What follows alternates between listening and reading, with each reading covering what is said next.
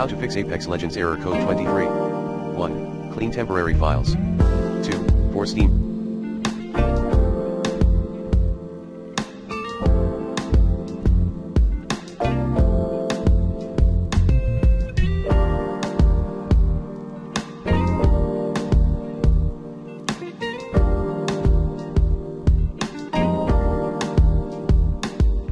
Players, verify and repair your game files.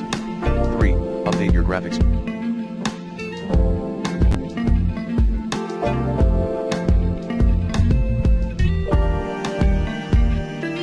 Driver using the recommended Avast driver updater in this video guide.